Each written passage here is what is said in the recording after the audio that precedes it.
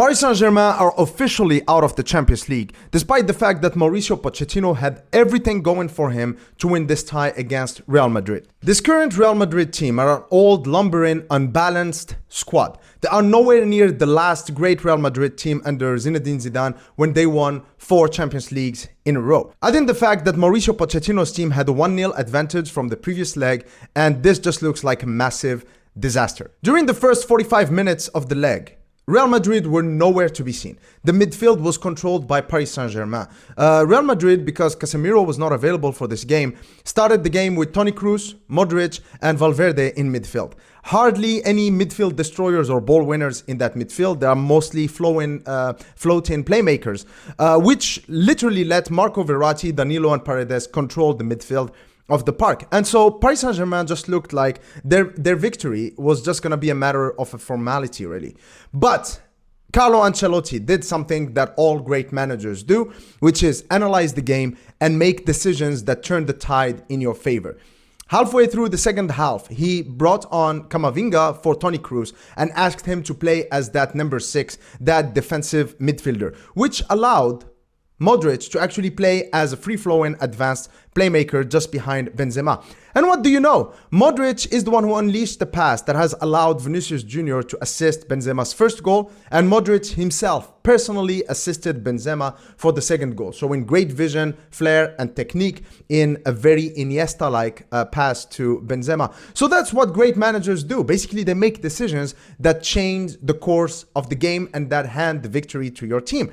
Great managers do that, like Ralf Rangnick, for example. In fact, in Madrid, his Elanga substitution gave us a very important goal against Atletico Madrid. He did it again by substituting Rashford for Cristiano Ronaldo against Brentford. He brought on Fred against Leeds United, who ended up scoring and being defensively useful for us. I could talk about the Cavani, Martial and Rashford substitution against West Ham, where all 3 of them combined, assisted and scored the last goal in the extra time, handing us a win. So that's what great managers do. A club that Carlo Ancelotti and Ralf Rangnick firmly belong to, but not Mauricio Pochettino. Mauricio Pochettino is a specialist choker. That's what he is. This is what Leonardo said about Mauricio Pochettino right after the game. This is a diplomatic statement where they are saying, okay, we're not going to fire Mauricio Pochettino. We still have League One title to play for. But at the end of the season, he's going to be fired and he's going to be replaced because he's not good enough for us. Now, let me ask you a question. As honest a question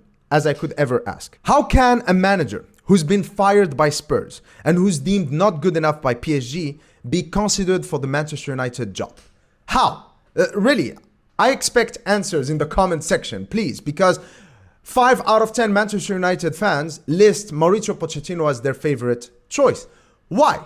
Let's list some of his failures over his career. A lot of people praise his time at Southampton, but the truth is that Ronald Koeman, when he took over from him, he finished 6th, while Pochettino finished 8th. And I think Ronald Koeman, I may be wrong, but I think he finished 6th twice in a row. So that's actually a better achievement than what Pochettino did.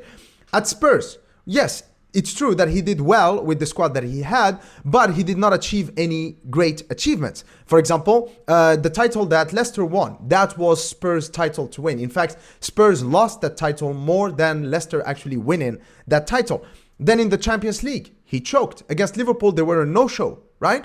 PSG, he took over from Tuchel and he lost the Premier League title. The first PSG manager in so many years to not win the Ligue 1, Ligue 1 title. And then, of course, now with the Champions League, as a PSG manager, you have to reach at least the semifinals of the Champions League. And again, he choked. Let's talk about this guy in a minute. You know this guy, right? Well, why was he considered for the Manchester United job back in 1986? Well, because as manager of Aberdeen, he actually broke that Rangers Celtic dominance and he won the Scottish League. He also won the European Cup against Real Madrid. So Manchester United did not just hire some guy, they hired a winner. Well, how about this guy? He broke Bayern's dominance in Germany. He reached a Champions League final. He came to Liverpool as a winner. And even managers like this guy or this guy Arsene Wenger and Pep Guardiola, who took over big clubs, Arsenal and Barcelona, without having won much in their career. The reason they were given those opportunities in the first place is because they were visionaries who had a different approach to the game that was fresh and that was different from what was done. And so that's what gave them the edge, and that's what later on factually gave Barcelona and Arsenal the edge against their rivals. But where does Pochettino fall? In which category does he belong? Right? Is he a winner? No, he's not. He's not a serial winner. Is he a cutting edge, some new visionary kind of revolutionary kind of manager and tactician? No, he's not. He's just a regular good manager. That's what he is. So why would Manchester United consider him for the position? Please, why? Why is Mauricio Pochettino in the conversation? He should not be in the conversation. He's not in the top 3 choices. He shouldn't be in the top 5 choices. And he probably isn't even in the top 10 choices. In fact, if you ask my opinion, I think the next Manchester United manager currently manages in the Premier League, has an awesome beard, and wears a cap. Cheers.